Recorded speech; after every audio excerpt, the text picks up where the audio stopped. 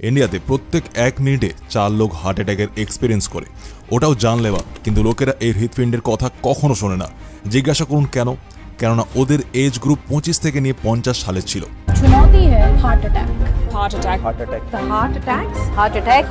এরকম 8-10টা কেস দেখার পর লোকেরা এবার হৃৎপিণ্ডের কথা এবার গিয়ে ভাবছে।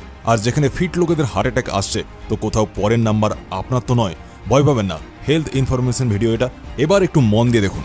এখানে হৃৎপিণ্ডের উপর ছোট ছোট যে শিরাগুলি হয়, এটাকে কোরোনারি আর্টারিসের নামে জানা যায়। যখনই আমাদের হৃৎপিণ্ড স্পন্দন করে, তো ও পুরো বডিতে রক্ত পৌঁছানোর সাথে সাথে রক্ত ওই কোরোনারি আর্টারিসের দ্বারাই যায়, যেটা আপনার হৃৎপিণ্ডকে জ্যান্ত রাখার কাজ করে। কিন্তু যখন ওই শিরার ভেতর যে কোনো কারণে রক্ত পাস করায় বাধা পায়, তো হার্ট অ্যাটাকের শুরু এখান থেকে হয়ে যায়। কিন্তু শুরুতে এর লক্ষণ এত হালকা হয় যে লোকেরা এটা বুঝতেই পারে না বা নজর আন্দাজ করে দেয়। কিন্তু সময়ের সাথে সাথে শিরার মাঝে যত বাধা বাড়তে থাকে, শরীরের প্রবলেম আরও বাড়তে থাকে। কিন্তু সঠিক জানকারি না হওয়ার কারণে লোকেদের এমন লাগে যে এই প্রবলেম গ্যাস অ্যাসিডিটির জন্য হচ্ছে, আর এই জন্য এটাকে আবার অবহেলা করে দেওয়া হয়। আর সবশেষে এমন একদিন আসে যখন শিরার মাঝের এই বাধা বেড়ে এত হয়ে যায় যে এটা রক্তকে পাস করানোয় পুরোপুরিভাবে থামিয়ে দেয়। আর এটাই ওই সময় যখন কোনো মানুষের হার্ট অ্যাটাক আসে, যেটা বেশিরভাগ মৃত্যুর কারণও হয়ে যায়। বেশিরভাগ লোকেদের এমন মনে হয় সিনেমা দেখে দেখে যে হার্ট অ্যাটাকের আগে ছাতিতে অনেক ব্যথা ওঠে, কিন্তু এটা পুরোপুরি সত্যি না। কেননা হার্ট অ্যাটাক একটা হালকা মৃদু ব্যথার সাথেও শুরু হতে পারে, যেমন ছাতি ভারী ভাব হয়ে থাকা, টান টান অনুভব করাও হার্ট অ্যাটাকের শুরুর দিকে লক্ষণ। কিন্তু ছাতিতে ভারী ভাব তখনও অনুভব হয় যখন আপনার খাবার সঠিকভাবে হজম হয় না, যখন আপনি একটু বেশি খেয়ে নেন। তো আপনি কিভাবে বুঝবেন যে যেই প্রবলেম আপনার হচ্ছে ওটা হার্ট অ্যাটাকের কারণেই হচ্ছে, না খাবারের হজমের সমস্যার কারণে হচ্ছে? আসলে যখন খাবার দাবার ভুলের কারণে ছাতিতে ভারী ভাব অনুভব হয়, তো ওটা শুধুমাত্র খাবার খাওয়ার পরেই হয়। আর যেমন যেমনভাবে সময় পেরোয়, তো খাবার ডাইজেস্ট হয়, ওটা ধীরে ধীরে হালকা হয়ে যায়। কিন্তু যেই ভারী ভাব ছাতিতে হার্ট অ্যাটাকের কারণে হয়, ওটা যে কোনো সময় হতে পারে। আর এমন হওয়ার কারণ যখন শিরার মাঝে কোনো বাধা এসে যায়, তো রক্তকে পাম্প করায় আমাদের হৃৎপিণ্ডকে বেশি মেহনত করতে হয়, যেটার কারণে ছাতিতে ভারী ভাব বা আঁকড়ে থাকার মতো অনুভব হয়। যখন প্রবলেম আরও বেড়ে যায়, তো ছাতিতে ভারী ভাবের সাথে সাথে হালকা হালকা ব্যথারও অনুভব হতে থাকে। ব্যথাও এমন হয় যেটা ছাতিতে শুরু হয়ে বাম সাইডের কাঁধ আর হাতেও ছড়িয়ে যায়। এটা ঘাড় আর আপনার জ লাইন মানে মুখের দিকেও অনুভব হয়। অনেকবার লোক এটাকে মাসেলস পেন ভেবে অবহেলা করে দেয়, আর তারপরই আসে বিপদ।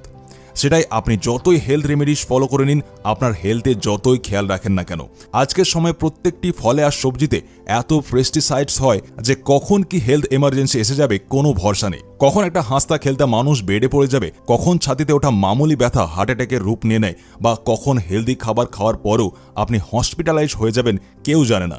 এজন্য জরুরি কিছু এমন যেটা আপনার হসপিটাল বিল, সেটাই যদি লাখো টাকার হোক বা কোটিতে, ওটার খেয়াল রাখতে পারেন আপনি। হেলথ এমার্জেন্সির সময় আপনার কষ্টের সব জমানো টাকা আর ব্যাংক অ্যাকাউন্টসকে খালি হওয়া থেকে বাঁচাতে পারবেন। এজন্য দরকার একটা হেলথ ইন্স্যুরেন্সের, যার প্রিমিয়াম 400 থেকে 500 টাকা পার মান্থ থেকে শুরু হয়, আর আপনাকে কোটি টাকার কভারেজ দেয়। যদি আপনি হেলথ ইন্স্যুরেন্স নিয়ে থাকেন, তো আপনার এমার্জেন্সির সময় কোনো ধরনের খরচা বা হসপিটালের বিলের চিন্তা আপনার করার দরকারই নেই। আর আপনাকে কেবলমাত্র 30 মিনিটে ক্লেম সাপোর্ট পেয়ে যাবেন আপনি। এবার এটা তো হয়ে গেল আপনার স্বাস্থ্যকে সুরক্ষিত করা, কিন্তু অনেক কেসে জান লাগিয়ে ট্রিটমেন্ট করার পরেও মানুষের প্রাণ বাঁচতে পারে না।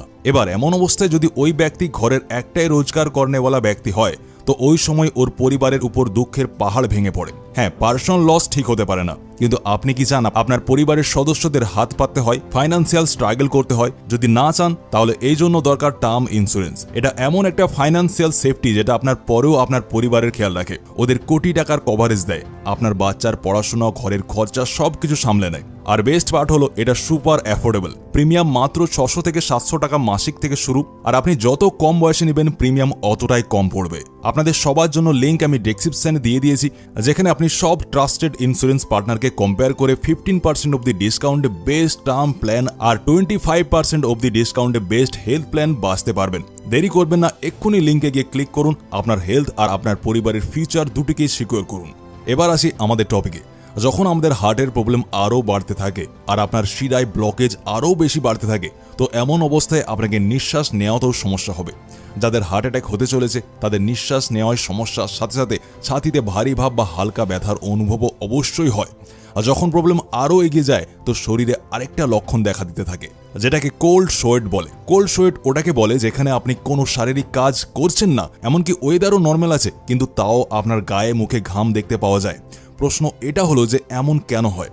এখানে বোঝার বিষয় এটা হলো যে যতই আপনার শরীর বিশ্রাম অবস্থায় থাকে কিন্তু শরীরের কোনো না কোনো জায়গা মেহনত অবশ্যই করছে ভেতরে, যেটার কারণে আপনার গায়ে মুখে ঘাম দেখতে পাওয়া যায়। তো ওই জায়গা হলো আপনার হৃৎপিণ্ড। যখন শিরার মাঝে ব্লকেজ বেশি বাড়তে থাকে তো আপনার হৃৎপিণ্ডের জন্য রক্তকে পাম্প করা অতটাই বেশি টাফ হয়ে যায়, যেটার কারণে আপনার শরীর নিজে থেকে ভেতরই ভেতর নিজের সাথেই নিজেই লড়াই করতে থাকে। আর এমন করার জন্য শরীরকে ভেতরই ভেতর অনেক বেশি মেহনত করতে হয়। এটাই কারণ যাদের হার্ট অ্যাটাক হতে চলেছে ওরা যদি বসেও থাকে তো ওদের মুখে ঘাম দেখা যায়। ঘামের সাথে সাথে আরেকটা লক্ষণ যেটা হার্ট অ্যাটাক হওয়া লোকেদের মধ্যে দেখতে পাওয়া যায় ওটা হলো হঠাৎ উঠে দাঁড়িয়ে গেলে মাথায় চক্কর আসা। এবার দুর্বলতার কারণেও মাথায় চক্কর আসতে পারে, কিন্তু যখন হার্টের প্রবলেমে চক্কর আসে তখন ছাতিতে ভারী ভাব বা ব্যথার মতো লক্ষণও দেখতে পাওয়া যায়। যখন প্রবলেম আরও ওয়ান স্টেপ আগে বেড়ে যায় আর আপনার হৃৎপিণ্ডকে আপনার সাথে লড়াই করে অনেক সময় হয়ে গিয়েছে তো এমন অবস্থায় শরীরে আরেকটা লক্ষণ দেখতে পাওয়া যায় যেটাকে ইংলিশে ফটিগ নামে জানা যায়, যেটার মানে হলো অনেক বেশি ক্লান্তি ভাব মেহসুস হওয়া। যদি কোনো ব্যক্তি অনেক বেশি মেহনতের কাজ করে আর ওর পর ওকে ক্লান্তি ভাব লাগে তো এটা একটা অনেক নর্মাল জিনিস। ওইভাবে এটাও একটা কমন প্রবলেম যে কোনো ব্যক্তি যার কাজ করার একদম অভ্যাস নেই আর যদি ও একটুও কোনো কাজ করে নেয় আর ওর ক্লান্তি ভাব লাগে তো এটাও ঠিক আছে, কিন্তু যখন কোনো কাজ না করে আপনার ক্লান্তি লাগে আর সাথে ছাতিতে কোনো ধরনের প্রবলেম অনুভব হয় তো এটাও কোথাও না কোথাও হার্ট অ্যাটাকের দিকে ইশারা করছে। আসলে কি হয়, যখন হৃৎপিণ্ডের নালী ব্লক হয়ে যায় তো হৃৎপিণ্ডে এত শক্তি হয় না যে অতটা রক্ত পাম্প করতে পারেও যতটা আমাদের শরীরকে দরকার হয়। তো এমন অবস্থায় শরীরের যে দরকারি অঙ্গ হয় সব থেকে প্রথমে ওটাতে রক্ত পৌঁছানো হয়, আর যেমন আমাদের ব্রেন, লিভার, কিডনি, লাংস। কিন্তু আমাদের যে হাত আর পা হয় শরীরের হিসাবে ওটা অতটা দরকারি অঙ্গ হয় না, এজন্য এতে ব্লাডের সাপ্লাই কম করে দেওয়া হয়। এই জন্যই অনেকের হাতে পায়ে কোনো বল থাকে না। আর এটাই কারণ হয় যে যখন হার্ট অ্যাটাক কারো হতে চলেছে তো ওই ব্যক্তির বিনা কোনো কাজ করেও অনেক বেশি দুর্বলতা লাগে, ক্লান্তির মতো লক্ষণ দেখা যায়, যেটাকে অবহেলা কখনো আপনি করবেন না। কিন্তু এই লক্ষণের সাথে সাথে আরেকটা লক্ষণ দেখা যায় যেটা হার্ট অ্যাটাক হওয়া লোকেদের মধ্যে দেখা যায়, ওটা হলো ভয় পাওয়া। এবার ভয় ভাব অনুভব হওয়া একটা নর্মাল রেসপন্স, যেটা যে কোনো ব্যক্তির হতে পারে। যদি কোনো ব্যক্তি কোনো জিনিস দেখে ভয় পেয়ে যায় তো এমন অবস্থায় ভয় লাগা স্বাভাবিক নর্মাল জিনিস। যাদের স্টেজে দাঁড়িয়ে 100 লোকের সামনে কথা বলার অভ্যাস নেই, যদি ওকে এমন করতে বলা হয় তো এমন অবস্থাতেও ভয় পাওয়া নর্মাল। কিন্তু এর মধ্যে থেকে যদি কোনো কারণ না থাকে তারপরেও ভয়ভাব অনুভব হয় তো এটাও কোথাও না কোথাও হার্ট অ্যাটাকের দিকে ইশারা করে।